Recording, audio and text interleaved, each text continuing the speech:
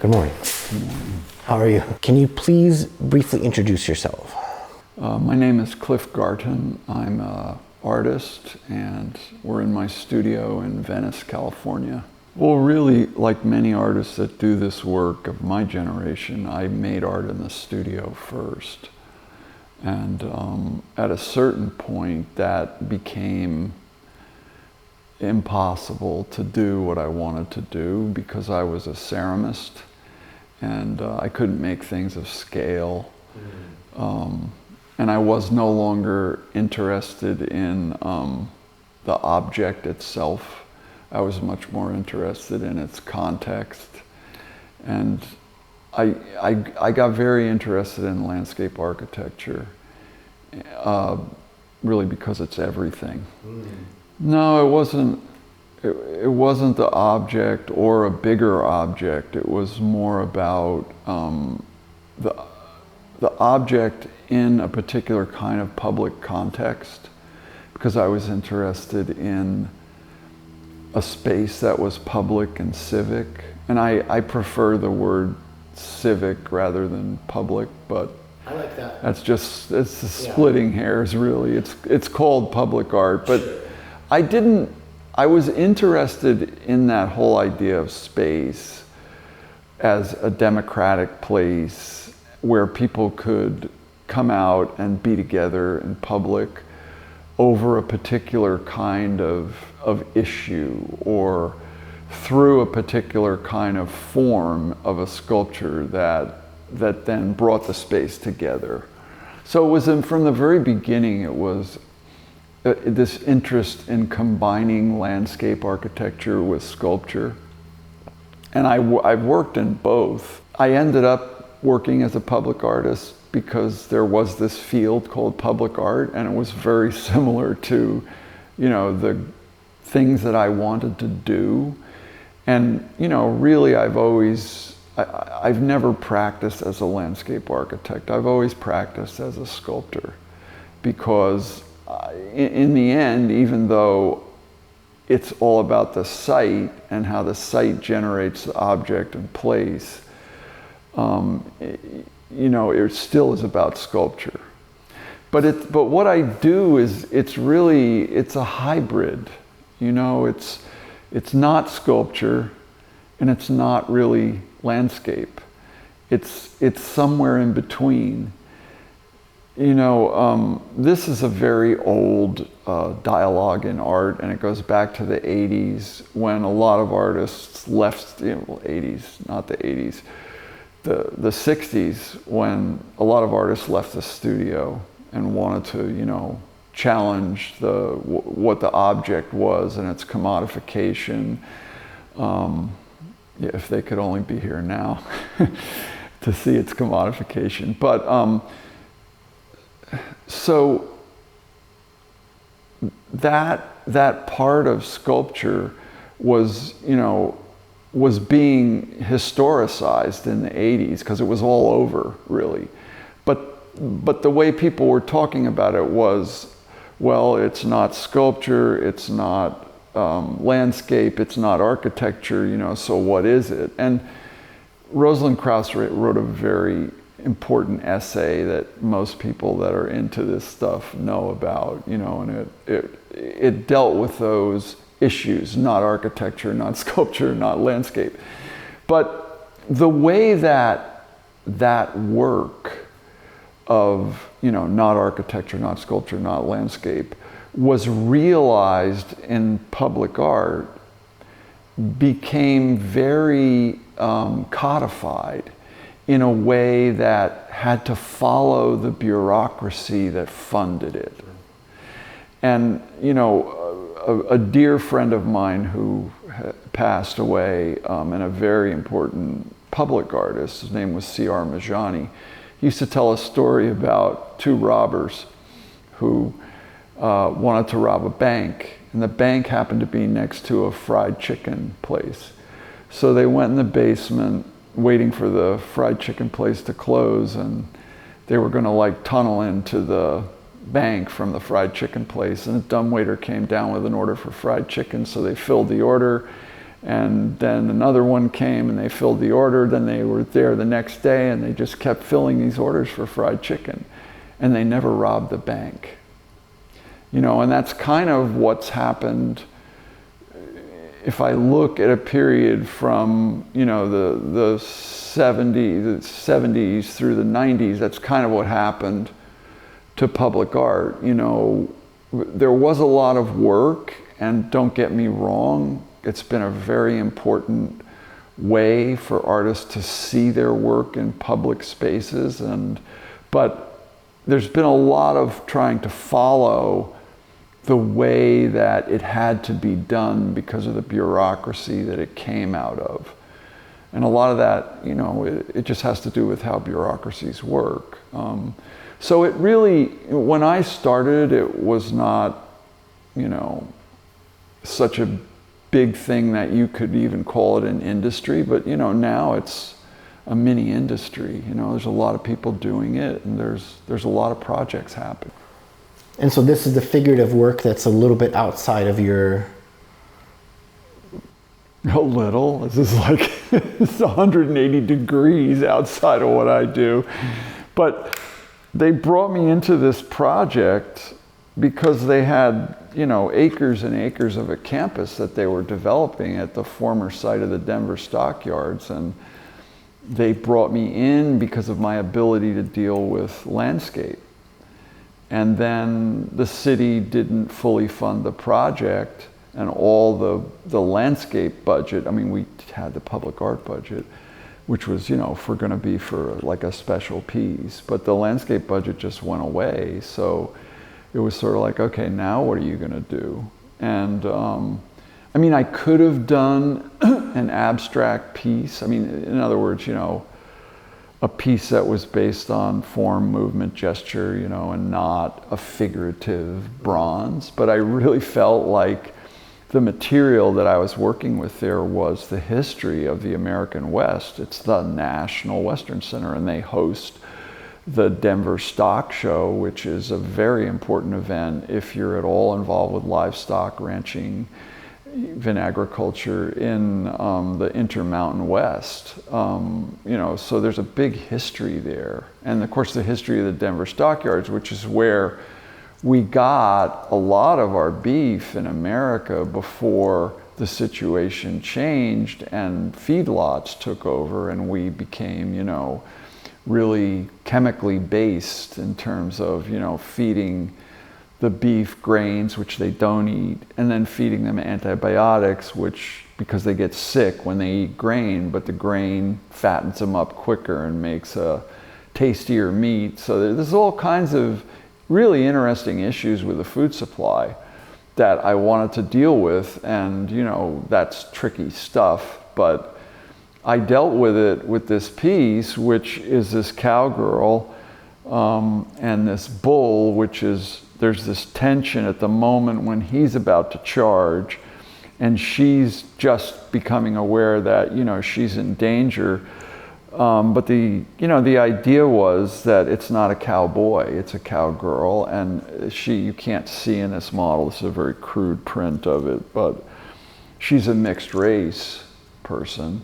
And so we're trying to open up that whole Western history because you know, a lot of what it is a myth, and so in terms of sustaining the myth, this is a very, it's a crazy piece because it sustains the myth in terms of the traditional bronze. Like if you're way down the street, all you see is that, and it looks like, oh, it's a bronze sculpture of a cowboy, and you know, you see this, oh, it's a bronze bull. But when you get in there, you find out that the bull is melting into the figure, and her figure is melting into the bull, which, you know, really defines our relationship with animals and our dependence on them and our relationship with them and how we treat them. So all that is in there, you know, and also the fact that it's what we eat and becomes our body, and, you know, the way we treat them becomes their body. So there's this transference between one body to another, and it's a fantastic, phantasmagorical situation, but you know, a very interesting one because it is a traditional bronze, but it's got a completely different take on what the West is. And so what is the West? The West is a rapidly changing dynamic, which has a very important history that has to be held on this site by this thing and those historical references, but that is rapidly changing under our feet, and that, you know, we don't really understand in many ways because of how much climate is changing and the aridity and the use of water in the West. I mean, there's a whole water center there that CSU runs. There's an animal husbandry center, and there's an agricultural center, you know. So all those issues about the relationship between us and the environment and animals is really part of the piece. What I love about hearing the artist, you, talk about this piece is because when I observed it more, you know, just observing it, the formal issues, right? And not any kind of meanings behind it. And what I thought was really beautiful was like this, you know, repetitive pattern of the legs of both the female and the bull, and to me it represented a more of a sense of time. And it is it's change over time, and it's, if you know, you can't see it here, but it's like a dance. Like if you track these footprints where the hoof becomes a boot and the boot becomes a hoof, there's a lot of the essence of the sculpture really turned out being what's underneath, you know, like these footprints, like dance steps. So yeah, I think it's a really good piece. It would be terrible if it was one of the pieces that I became remembered for, because it isn't what I normally do. Well, I don't think we could control that. No, we can't. But I would say that if it did become one of the pieces, it would definitely be something of significance and beauty, and just hearing you talk about it. Yeah. You know, and the rope it's really a figure 8, which is that kind of, you know, infinity form, that, you know, there's this constant change over time in the dynamics of our relationship to animals, which really is going to change as we become, you know, more health conscious and conscious of what we're doing to the environment, and also conscious of, you know, the pain that we inflict on animals to do these things. What are some of the things that civic art can accomplish, and what are some of the things that it can't? And what are some of the things that maybe it's expected to, but shouldn't be expected to? You kind of have to be careful not to get yourself into a problem that you can't solve. A lot of this has to do with the budget and how the problems are conceived. Like a problem, you know, might be conceived as a public art project just because there's money. And that's part of that, you know, bureaucratic intention. Okay, we have the money now, let's get going, let's get an artist. But sometimes it doesn't work. You know, sometimes this is, I'm talking about me.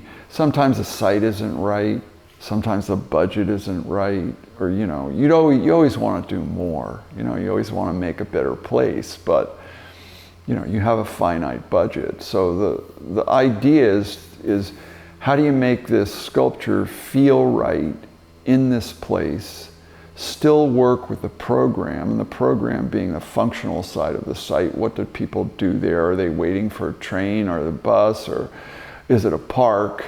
You know, is it some kind of passageway, or, you know, what's happening there? And you're trying to make sense out of that in terms of whatever.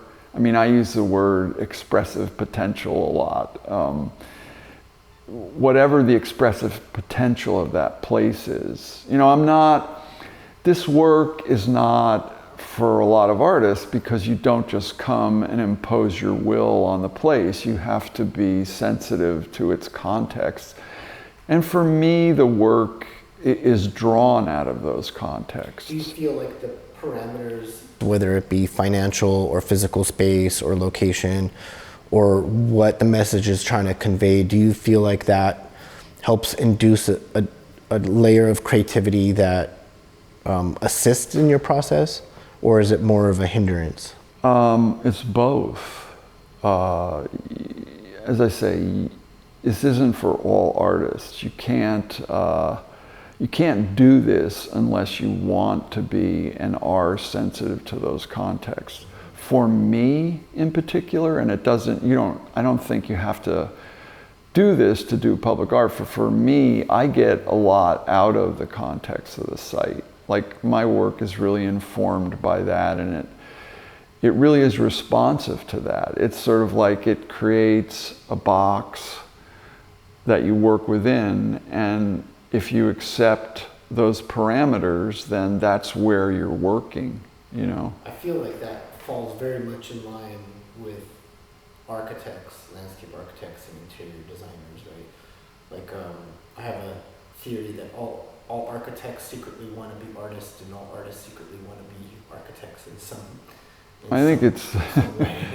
Yeah, I don't know if that's true, but I know what you mean. But as I say, it's an odd sort of place you end up, because it's not architecture and it's not landscape, and in the way that most people think about it, not now so much, but certainly when I started, it's not sculpture.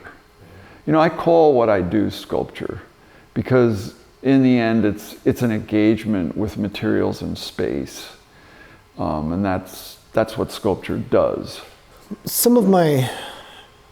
Most of my favorite artists are ceramicists. And I'm talking less about the work, but more about the people that are drawn to do ceramics and deal with the tangibility of the materials itself, being able to play in real time with forms and manipulate it and watch things unfold. And I'm curious if that's something that resonates with you. Well, I think you're talking about making. Okay. And making is sometimes different from thinking, in that the kind of free flow and responsiveness of paint or clay is a dialogue that you follow and you can have in the studio. And, you know, many artists work out of their own process. You know, all artists work out of their own process, really. What I do is not like that. You know, when I made ceramics, that definitely was the way that I work. And then, so where are you at now? The difference is that there's tremendous planning that goes into these projects, and these projects are efforts of entire teams of people.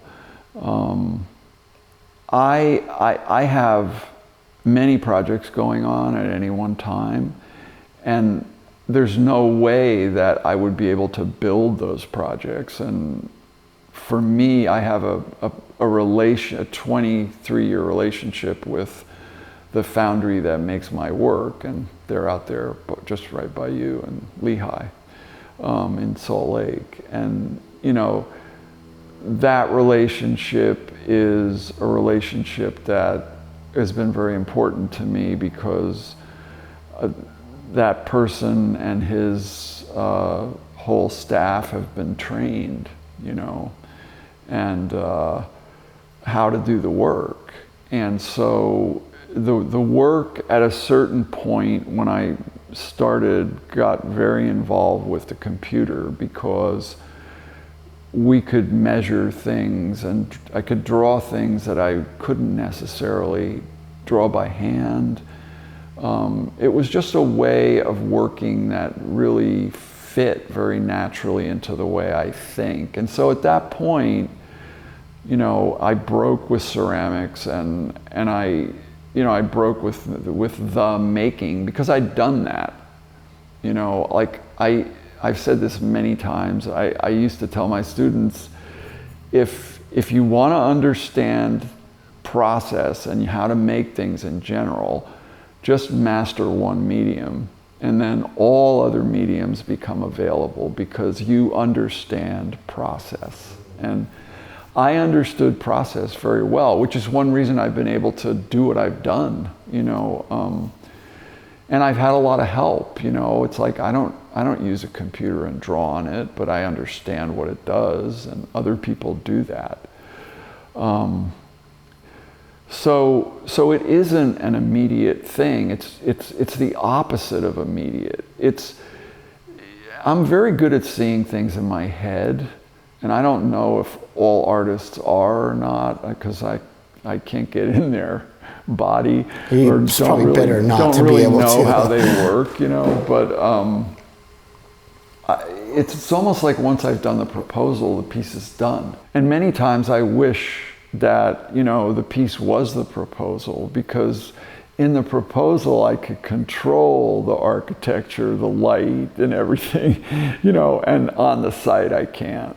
You know, it's that's the challenge, is trying to keep all that stuff under control. So, you know, back to your question, it's the opposite of immediate. The immediate thing is, you know, knowing what you're going to do, and can I respond, right? What's my intention and what's their intention, and do they match? I mean, if the intention doesn't match the client's intention, I'll just walk away. I mean, I've done that, you know. It's just the way it is. It's difficult to keep your sense of integrity in the work, you know, and meet the budget and pay everybody, and, you know, do the kind of work that you want to do. That's a continual challenge. Over the years, I would imagine that you continually get a better grasp of what the materials can do and what they can't do, you know, limitations by how far something can cantilever over, or how high you could go, so many other things like that. And I would imagine that over time, as your foundry in Lehigh continues to work with you 20 plus years, plus your knowledge, does it seem to you then that then gives you more of a gestural place to start with? I think you know, I know where you're going, and yes, because as I say, these are people that I've trained through making my work. Did you train them, or did they train you? Both. Right. I was just going to say that, sure. that you know, like, he's an incredible problem solver, and so, you know, it's been a 20-year dialogue, you know, and we're friends, right? He's like my brother almost. So yes, anytime you make something more than once, it becomes easier, you know. And we never make the same form twice, but, you know, sometimes we use the same structure, you know, like these kind of rod pieces that they hold light, which is something that, you know, I've been interested in for 15 years, you know. Sure, that wouldn't be fascinating. How something holds light, daylight, and light at night. So you work with that structure. The fabricator knows what's coming. You know how to price it. You can respond quicker. Yeah, it gets a little easier in that sense. But I always feel like we're always, you know, sort of reinventing a new process to deal with a new form. I was just going to ask, do you ever worry about becoming then too complacent within the parameters and not pushing? No. Or that's not a problem? It's never been my problem. That's good. It's always the opposite. Okay, good. That's better. I mean, it's so bad that I get my fabricator telling me, Cliff, you gotta like stop. You can't give so much, you know. I'm making art, you know. I'm not. It's a very, to have a successful business, it's a very delicate balance. Very delicate. That was the name of my first solo show, The Delicate Balance. Delicate balance. Between a lot of things. That's the name of everyone's life, right? Yeah, sure. I would say that would be a safe identifier. Well, I'm not sure how you're using the word hierarchy. If you're using the word hierarchy as a way of indicating what materials will get me the form I want and still be durable enough in public, I think there's a real interesting dialogue there, and I'll tell you why. To do this, I want to talk about infrastructure, but I also want to talk about public space. So just at a pure level of public space and the kind of exigencies, the demands of public places. I have the public art axiom #1, Cliff Garten's public art axiom #1. It's called the beat it with a chain rule. You have to be able to beat something with a chain, walk away, and it's still okay. You know, I mean, you may have to sand the surface or something, but that's really what you're up against, you know. And a lot of my work has been, how do I make something that's really kind of airy and delicate and still I could be with a chain and walk away and it'd be okay. And I feel like the wire pieces behind me is like an exploration in that. Yeah, it's airy and light. It's not exploration. It's like it's a way of working. You know, it's like become a way of making things. There is a hierarchy of materials in public work, and it is based on durability, right? So if you want to work, a lot of what I'm interested in is, you know, like, how do we change infrastructure?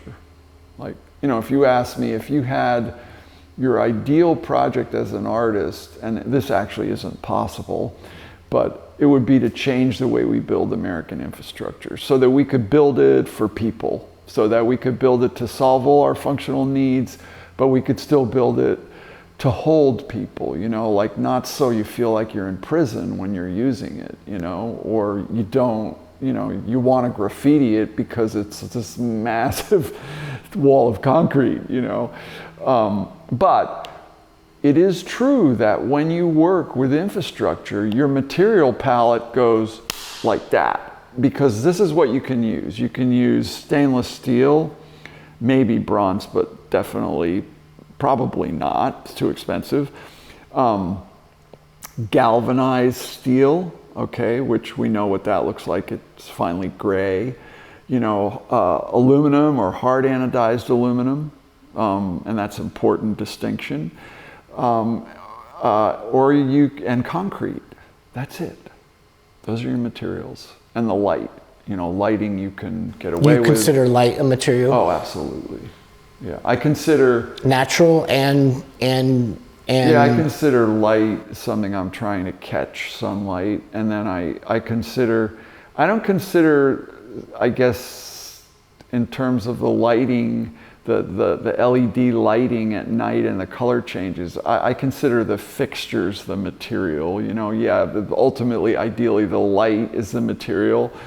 But, you know, so I look a lot at, you know, what can we get, how powerful it is, what's the range of, because the range of colors in different fixtures are entirely different. You know, some people that make, you know, they make one blue and then another manufacturer doesn't make that blue, you know, it's,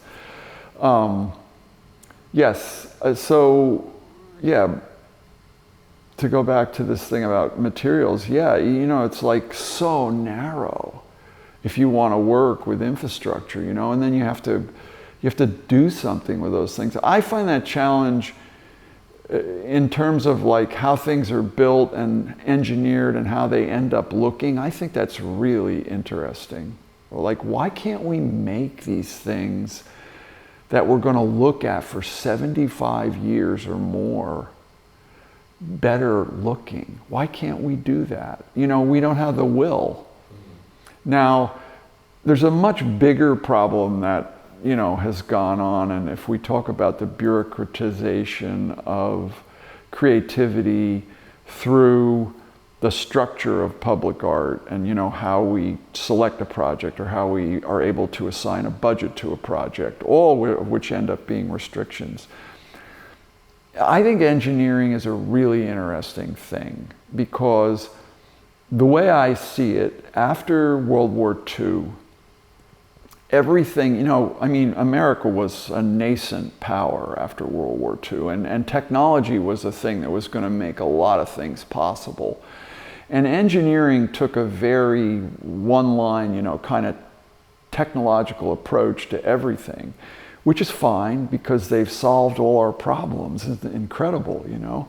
But engineering is maybe something that was exercised in the 19th century that had aesthetics, was, you know, it just was left by the wayside, you know. So you end up with a whole group of a field of structural engineering, civil engineering, that was actually, I mean, we're talking about architecture, which is somewhat of a different thing, but in terms, they were building the public realm.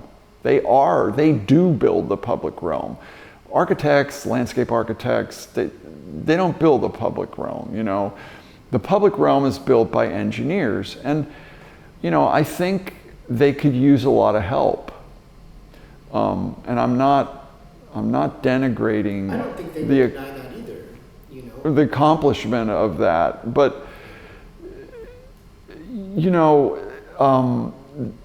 we give, so there's this thing called, you know, like civil, or let's call it public engineering, and it's bureaucratized in terms of cities that have to run all this stuff, and their priorities are about serving the public, whether it's at, you know, a federal, a state, or a city level. They're going to serve the public, and that's their number one priority.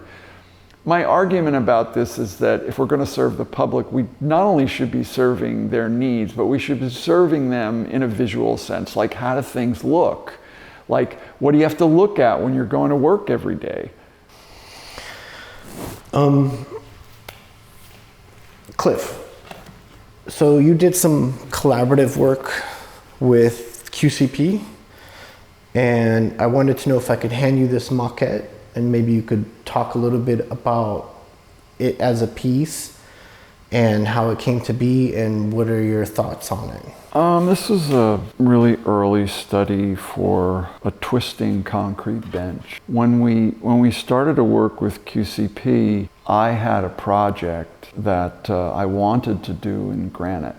So it was forms that were twisting like this. They came up off the ground and twisted and went back into the ground. And that was prohibitive in terms of the budget. And so I decided that I probably could afford to do the project if I cast the project. Contacted them at a really opportune moment in their business. They just got into CNC, and so we really, you know, tested it. And they did a fantastic job of making these things, you know. And so then Rick asked me if I could design for him, and I was happy to do that. So, you know, we've made a whole line of amenities called the Agora line that QCP sells. Well, it means that, for me as a sculptor, it means that people interact with the work in a functional way, and oftentimes it's like, how far can I push the object before, you know, it's not functional? Like, where's that line? That's interesting that you brought that up, because if you look at your benches and the form and how it twists, you've not maximized the surface area of where people can occupy. Right, but there's still enough space for them to occupy. And I'm not trying to allude that is bad. No, I know. Right, I'm just saying that that's you've kind of given an example of that's like in a twisted form like that. Mm-hmm. That's the crux of it. Like where does this not become functional anymore? Where does it become sculpture? And I like that. Like I went to photograph some of your pieces in Hollywood. And it was highly used, right? It was right in front. It was right in kind of like the heart of the tourist area in Hollywood. And so, me being an artist and observer myself, and thinking about that exact thing about like the ghost of function, and observing it, it was interesting to note in my head like it was being highly used. One could argue through proximity and convenience, but regardless, it was beautiful within the space, and it held it, and it was very central, and the twist itself almost even created somewhat of a different room, a little tension, for a little bit of tension, and also it divided up between two different user groups, like one on the north side and one on the left side, and then divided by just a slight twist within the piece that I found very interesting. It almost gave you permission to sit next to each other, of like a barrier that wasn't actually any type of barrier other than usability. How would you like your legacy and your retrospective to look? That's kind of a big question. I think that was a body of work that was not cohesive with regard to a particular search for a kind of image and form, but that was walking a line between what was functional and usable and provocative. And that the places that I made always dealt with this kind of psychological tension of being in public and being together, and then being in public as an individual and this kind of singular space that you occupy, and that the work was dealing with the boundaries of that in the way that you used it and in the way that it did get used, and in the kind of beauty that it brought to the everyday. What kind of emotions come up when you see people interact with your work? I think for people who use the work, it's very easy for them to miss it. To miss that the sort of the ambiguity of the object, or how it's actually making them feel and changing the space. And truthfully, the work is something that's supposed to merge with the background and not be in your way when you're, let's talk about the everyday, when you're in a hurry, or you can get with when you're resting, and then you want to like take it in. So it's both those things are happening, and I like it when I see people using it like that, that they're not really aware that it's changed their whole perception of the space. And I think people probably get it more than I think, because I always hear, God, I went there and that was like so good, and and I go, oh, I guess it worked.